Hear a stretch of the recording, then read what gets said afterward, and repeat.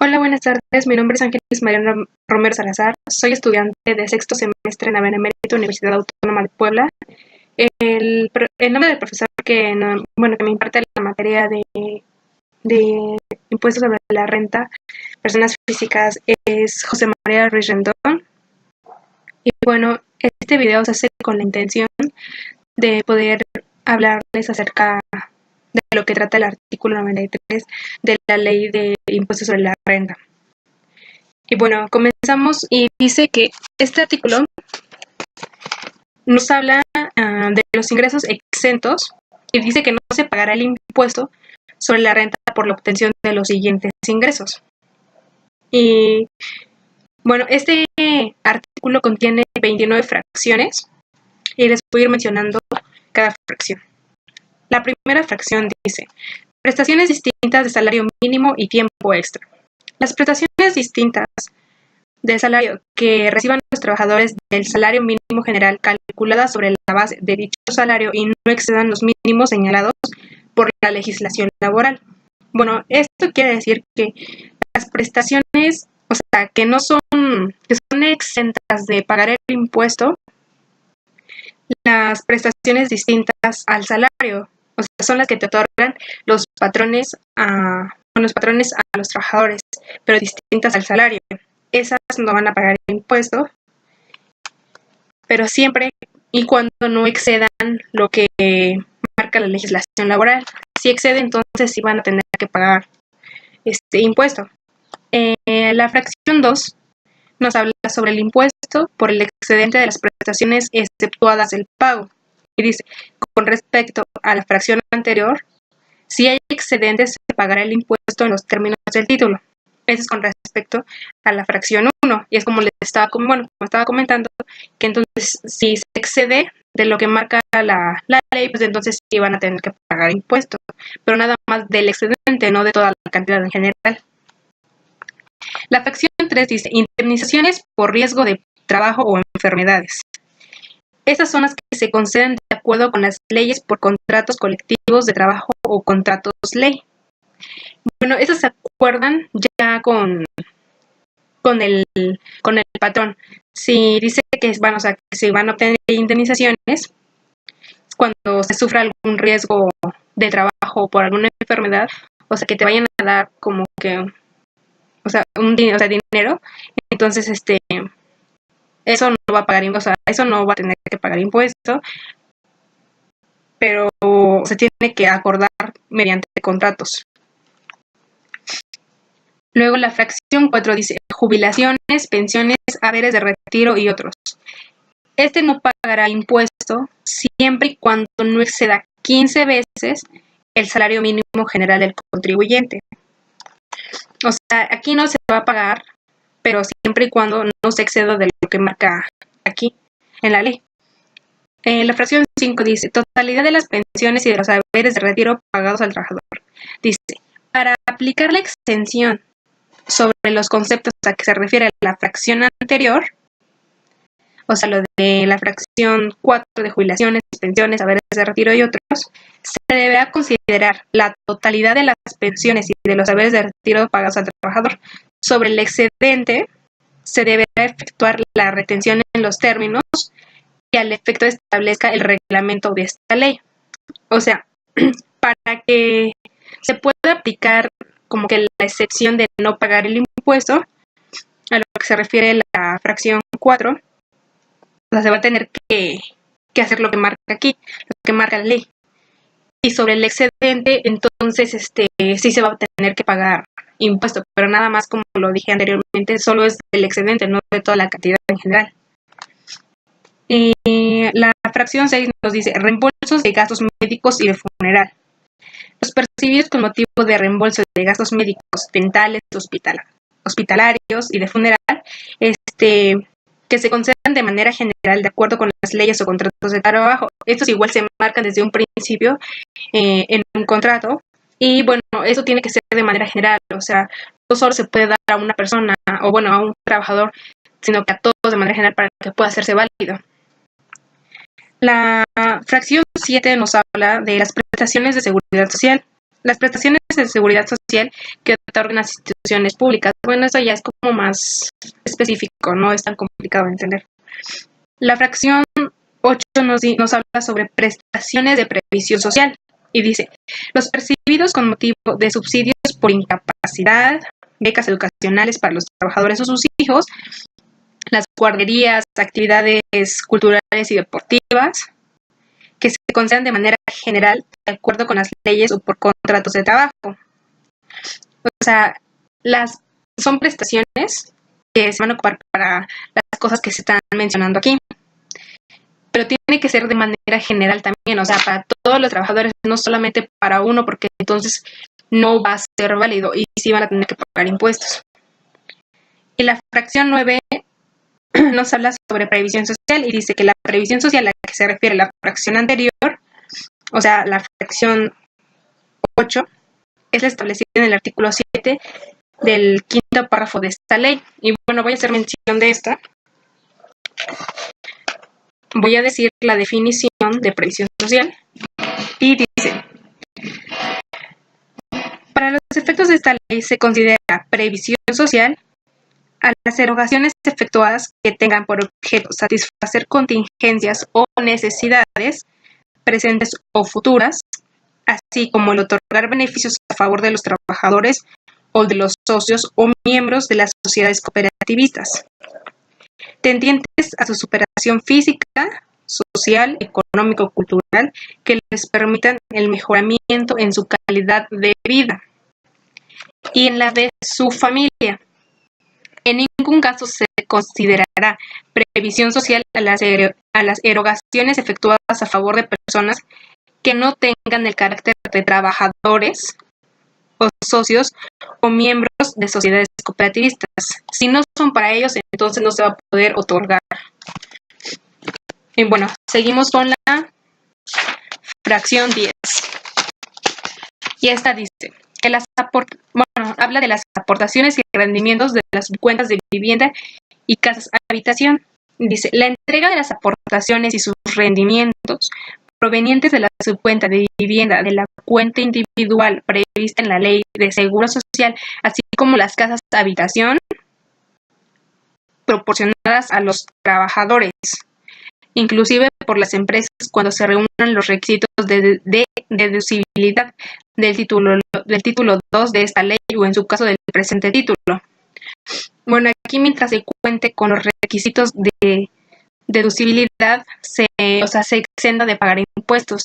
Si no se presentan estos requisitos, entonces no está exenta de pagarlo y va a tener que pagar impuestos. La fracción 11 dice cajas y fondos de ahorro. Los provenientes de cajas de ahorro de trabajadores y de fondos de ahorro establecidos por las empresas para sus trabajadores cuando reúnan los requisitos de deducibilidad del título de esta ley o en su caso del presente título. Aquí esto es más que nada cuando los patrones ponen este tipo de cajas o fondos de ahorro para sus trabajadores, entonces para evitar, no para evitar, sino que para que no se paguen impuestos, o sea, tienen que presentar los requisitos de deducibilidad del título 2 de la ley. Si no cumplen con esos requisitos, entonces sí tendrán que pagar el impuesto. La fracción 12 nos habla sobre cuotas de seguridad social y dice, la cuota de seguridad social de los trabajadores es pagada por los patrones. Bueno, este punto es muy específico, así que no es como que tan difícil de comprender. Y nos pasamos a la fracción 13, las primas de antigüedad, retiro, indemnizaciones y otros. Los que obtengan las personas que han estado sujetas a una relación laboral en el momento de su separación por concepto de primas de antigüedad, retiro e indemnizaciones u otros pagos. Por el excedente se va a pagar el impuesto a los términos de este título. O sea, cuando una persona ya trabajó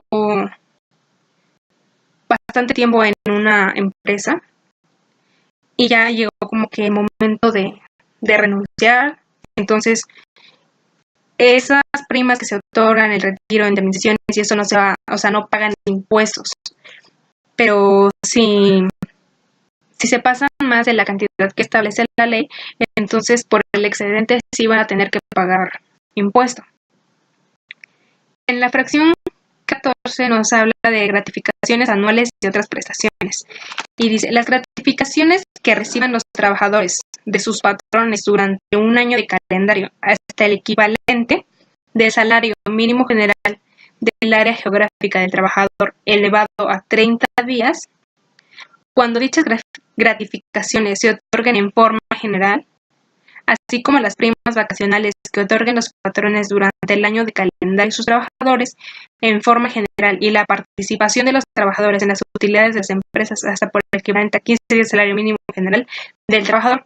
Estas también son exentas de pagar impuesto, pero siempre y cuando respeten lo que dice aquí de los salarios mínimos que se hacen específicos aquí en el párrafo.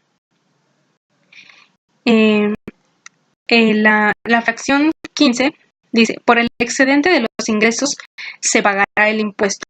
O sea, esto dice que por el excedente de los ingresos a que se refiere la fracción anterior, se pagará el impuesto en los términos de ese título. Se refiere a la fracción 14 de las gratificaciones anuales y otras prestaciones, las ya mencionadas. Entonces, si se excede, sí se va a pagar impuesto. La fracción 16 nos habla sobre los sueldos percibidos por extranjeros. Dice, las remuneraciones por servicios personales subordinados que perciban los extranjeros en los siguientes casos. Estos son los pagos por servir a una persona. Eso es lo que quiere decir de lo de servicios personales subordinados que perciban los extranjeros. Eso es lo que quiere decir, o sea, que van a recibir un pago por hacer un buen trabajo bajo el mando de alguien. Inciso A, los agentes diplomáticos. Inciso B, los agentes consulares en el ejercicio de sus funciones en los casos de reciprocidad. El inciso C, los empleados de embajadas, legaciones y consulados extranjeros que sean nacionales de los países representados, siempre que exista reciprocidad. El inciso D, los miembros de delegaciones oficiales en el caso de reciprocidad cuando representen países extranjeros. Inciso E, los miembros de delegaciones científicas y humanitarias. Inciso F, los representantes, funcionarios y empleados de los organismos internacionales con sede u oficina en México, cuando así lo establezcan los tratados o convenios. El inciso G, los técnicos extranjeros contratados por el gobierno federal, cuando así se prevén los acuerdos concertados entre México y el país de que se dependan. La fracción 17 habla sobre viáticos y dice que los viáticos, cuando sean efectivamente erogados en servicio del patrón y se compruebe esa circunstancia con los comprobantes fiscales correspondientes. Bueno, en esta fracción es cuando un trabajador va en representación del patrón a una ciudad o algún país, estos viáticos ya corren por cuenta del patrón, pero siempre y cuando no excedan los límites que marca la ley. Así que, pues, tenemos que leerla y ver que las cantidades que tenemos que respetar, porque hay un límite para transporte, para alimentos, para hospedaje. Recuerdo que no hay límite, o sea, puedes hospedarte en el mejor hotel, en cualquier hora en el que sea, y no se paga por eso, mientras sea dentro del, o sea, aquí en el país.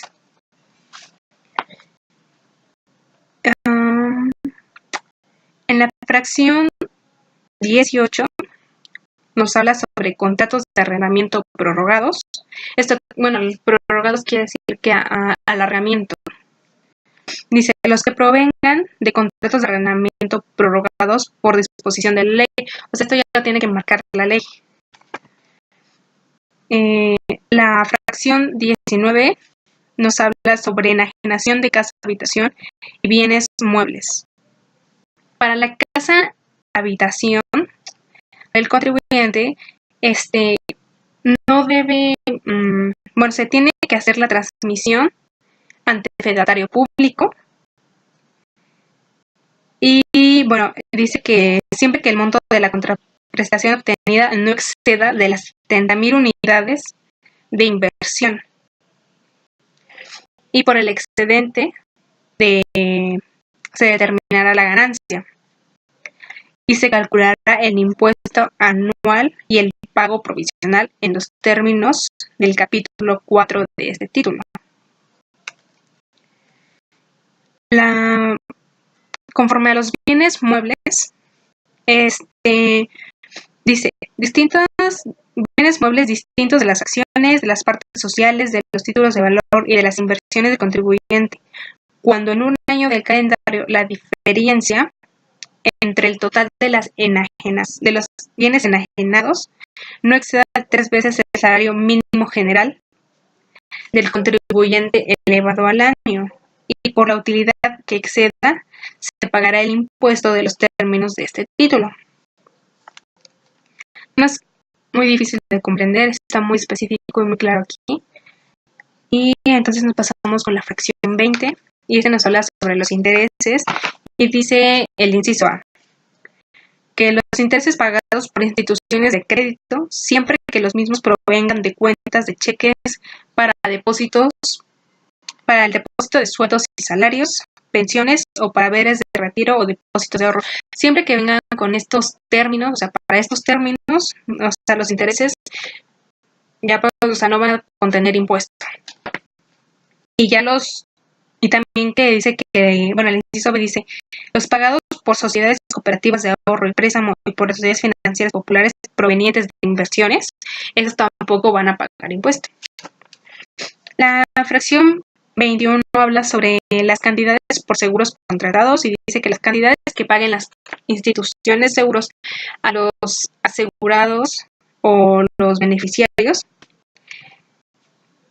tampoco van a pagar impuestos, pero siempre que no se trate de seguros relacionados con los activos fijos. La fracción 22 habla sobre las herencias o legados. Esta fracción en realidad es muy corta y dice que los que se reciban por herencia o legado, o esto quiere decir que porque alguna persona le hereda a otra, esa acción no va a pagar impuesto. Los donativos la fracción 23 habla sobre los donativos en los siguientes casos, y va a ser viene por incisos y les voy a leer esto. Y dice el inciso A, entre cónyuges o los que perciban los descendientes de sus ascendientes en línea recta. El inciso B, los que perciban los ascendientes de sus descendientes en línea recta, siempre que los bienes recibidos no se enajenen o se donen por el ascendiente a otro descendiente. El inciso C dice, los demás donativos, siempre que el valor total de los recibidos en un año de calendario no exceda 3 veces el salario mínimo general del área geográfica del contribuyente elevado al año. Por el excedente, sí se va a pagar impuesto en los términos de este título.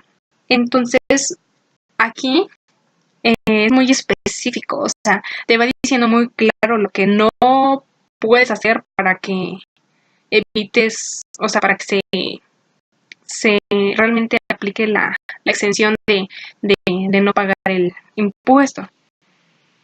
La fracción 24 habla sobre premios.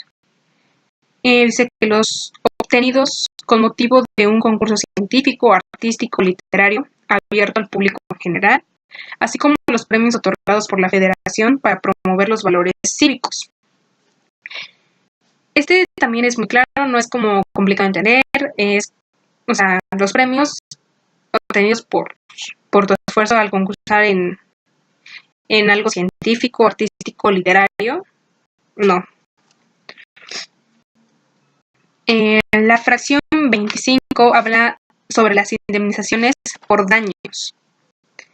Las indemnizaciones por daños que no excedan al valor de mercado del bien de que se trate. por el excedente se pagará el impuesto en los términos, o sea, los términos de este título. Esto es más que nada que si se daña algún bien y se va a pagar por ello, entonces, o sea, no tiene que exceder de lo que está marcando el mercado, o sea, el valor que tiene el bien en el mercado. Si se excede de la cantidad, entonces, por esa cantidad de la cual se excede, de esa cantidad se va a pagar el impuesto, no de todo en general. La fracción 26 nos habla sobre alimentos y dice que los percibidos en concepto de alimentos por las personas físicas que tengan el carácter de acreedores alimentarios en términos de la legislación civil aplicable. O sea, mientras estén bajo estos términos de como acreedores alimentarios, o sea, no van a pagar impuestos. Si no tiene eso, entonces sí, o sea, no tiene que estar, o sea, precisamente bajo esos términos. La fracción 27 habla sobre la ayuda para gastos de matrimonio por desempleo y traspasos. Y nos dice, los retiros efectuados de la cuenta de retiro por concepto de ayuda para gastos de matrimonio y por desempleo. Esto es también muy específico, o sea, es como la fracción anterior, tiene que estar bajo este nombre, o sea, los retiros efectuados, o sea, tienen que estar bajo este nombre para que no se pueda pagar el impuesto. La fracción 28 habla sobre la enajenación de derechos parcelarios y nos dice, los que deriven de la enajenación de derechos parcelarios siempre y cuando sea la primera transmisión que se efectúe por los ejidatarios y la misma se realiza en los términos de la legislación de la materia. La enajenación a que se refiere esta fracción deberá realizarse ante fedatario público y el enajenante deberá acreditar que es titular de dichos derechos parcelarios, así como su calidad de ejidatario o comunero mediante los certificados o los títulos correspondientes a que se refiere la ley agraria. En caso de no acreditar la calidad de ejidatario, el fedatario público calculará y enterará el impuesto de los términos de ese título. Esto es más que nada que cuando algún propietario de ejidatario es propietario de tierras, se las quiere pasar a otra persona, o sea, tiene que comprobar realmente que él es el dueño, digámoslo así, de dichas parcelas. Si no se comprueba esto ante el fedatario público, entonces sí va a tener que pagar impuestos. Bueno, y ya como lo dice la fracción, el fedatario público, o sea, lo hará, o sea, le llegará a enterar cuánto tiene que pagar de esto al no poder como presentar los documentos oficiales que realmente acrediten que él es el dueño de las tierras. La fracción 29 nos habla sobre derechos de autor y dice, los que se obtengan hasta el equivalente de 20 salarios mínimos generales del área geográfica que corresponda al contribuyente elevados al año, por permitir a terceros la publicación de obras de su creación y siempre que el creador de la obra expida por dichos ingresos el comprobante fiscal respectivo. Por el excedente se pagará el impuesto en los términos de este título. Bueno, esta fracción es también muy fácil de comprender y es, o sea, mientras no se pase de lo que viene aquí del equivalente a los 20 salarios mínimos, o sea, no va a haber problema. Y mientras expida sus comprobantes fiscales, o sea, todo va a estar bien, va a estar en orden y no va a tener ningún problema, o sea, en pagar el impuesto. Pero si se excede de los 20 salarios, entonces por el excedente sí va a tener que pagar el impuesto. Y bueno, como lo dije, los conceptos antes mencionados, las fracciones antes mencionadas, son los que se exentan de pagar el impuesto. Pero en algunos casos, como lo fuimos viendo, entonces sí hay casos que por el excedente se va a tener que pagar el impuesto, pero si se sigue las indicaciones de las fracciones, entonces no va a haber ningún problema. Y bueno, es muy recomendable poder interpretar más que nada la ley para poder comprenderla bien. Hay que leer muy bien. Y bueno, como conclusión de todo esto que leí, puedo decir que es un trabajo de gran ayuda porque realmente de manera muy personal me es muy difícil poder interpretar la ley, pero si lees y lees y lees, o sea, la vas a entender a tu manera, pero la vas a entender. Y ya de manera general, pues, o sea, yo siento que es muy importante todo esto, porque pues, si te encuentras en situaciones realmente ya, o sea, casos reales, o sea, es muy importante que tengas este tipo de conocimientos y saber en qué momento, o sea, tienes que pagar y pues, o sea, el impuesto que tienes que pagar, en qué momento no, y por qué cantidad sí tienes que pagar nada más. Y pues esa es mi conclusión